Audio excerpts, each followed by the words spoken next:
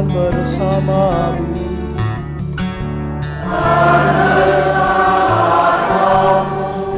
Inilah Injil suci menurut Yohanes.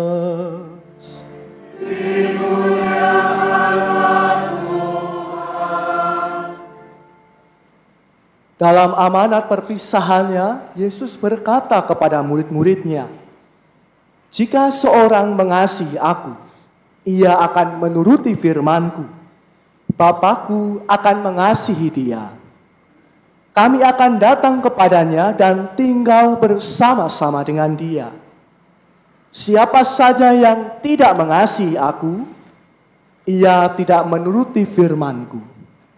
Firman yang kamu dengar itu bukanlah dari aku, melainkan dari Bapa yang mengutus aku. Semuanya itu aku katakan kepadamu, selagi aku berada bersama-sama dengan kamu. Tetapi penolong, yaitu Roh Kudus, yang akan diutus oleh Bapa dalam namaku, dialah yang akan mengajarkan segala sesuatu kepadamu dan akan mengingatkan kamu tentang semua yang telah aku katakan kepadamu.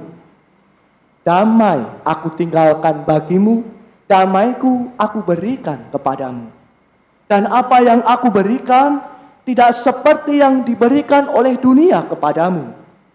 Janganlah gelisah dan gentar hatimu.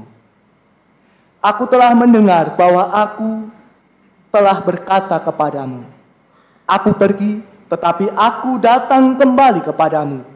Sekiranya kamu mengasihi aku, tentu kamu akan bersuka cita karena aku pergi kepada Bapa-Ku, sebab Bapa lebih besar daripada aku.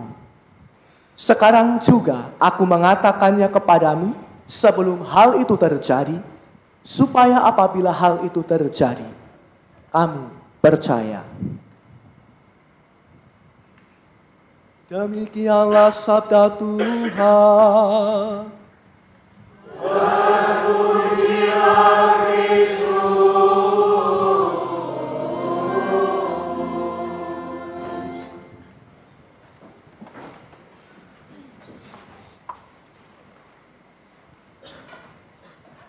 Bapak, Ibu, rekan-rekan muda, adik-adik yang dicintai Tuhan, selamat sore. Selamat sore. Boleh dong bagi senyumnya yang paling manis untuk kanan kirinya, saudara kanan kirinya. Hari ini bacaannya panjang-panjang ya. Nih, hampir 20 menit sudah berlangsung. Semoga homili saya tidak panjang. Saya ingin mengatakan kepada saudara sekalian, kalau kita selama kurang lebih 2 minggu ini mengikuti bacaan-bacaan yang ditawarkan oleh gereja dalam perayaan Ekaristi harian, kita akan selalu mendengar tema yang sama, yaitu tentang cinta kasih. Saya sampai bingung, apalagi yang mau diomongkan ini. Soal cinta terus. Tapi saya rasa itulah yang mau diwariskan kepada Yesus untuk kita, sebelum dia pergi meninggalkan kita untuk naik ke surga. Dia mau mengatakan kepada kita bahwa, hei, kamu itu betul-betul aku cintai. Jangan ragu, jangan gelisah dan gentar hatimu, kata Injil hari ini. Saya ingin mengawali homil ini dengan sebuah cerita. 9 tahun yang lalu, ketika saya masih sebagai frater novis, untuk pertama kalinya saya naik gunung Tanggamus di Lampung. Pikiran saya, naik gunung itu kan capek ya, lelah. Maka saya harus banyak makan sebelum berangkat. Maka subuh-subuh itu, saya makan nasi goreng banyak itu. Bahkan tambah, supaya nanti cukup persediaan perut saya sampai ke puncak. Dan waktu itu saya juga bertugas sebagai ekonom, yang salah satu tugasnya mengatur makanan para frater. Jadi saya juga bontot itu untuk teman-teman. Di tas ransel yang saya bawa itu banyak makanan, termasuk nasi goreng. Tapi apa yang terjadi? Baru 1/4 perjalanan mendaki gunung itu, saya sudah kesakitan. Perut saya itu saking kenyangnya ya, jadi sakit gitu dan merasa harus ada yang dilepaskan begitu. Saya tahan, aduh seperti di api penyucian mungkin ya, sakit. Tapi karena saya itu termasuk orang yang jijian ya, saya nggak bisa dulu mengeluarkan sesuatu itu tidak dalam tempatnya. Maka saya tahan terus itu sampai puncak. Tapi indahnya apa saudara-saudari? Ketika teman-teman saya yang lain itu mereka berjalan cepat untuk sampai ke puncak. Ada satu teman, sahabat saya, frater yang lain, itu dia dengan setia menemani saya. Di sisi saya menemani saya yang kesakitan dan juga banyak mengeluh. Aduh sakit. Jalannya lambat karena kesakitan. Mau mengeluarkan nggak bisa, nggak enak. Gitu. Dan sesampainya di puncak, saya terharu sekali dengan teman saya ini. Dengan cinta kasih yang ia tunjukkan kepada saya.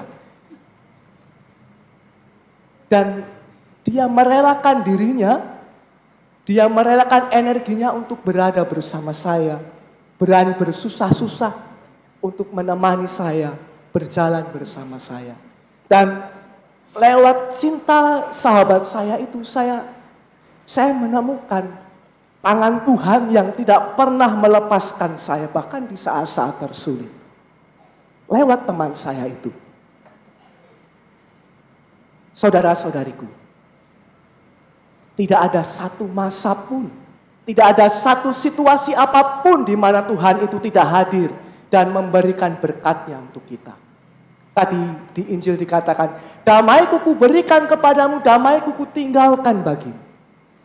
Hanya saja, kadangkala ketika tanggung jawab itu menindih pundak kita tanpa ampun, kita lupa pada damai sejahtera itu.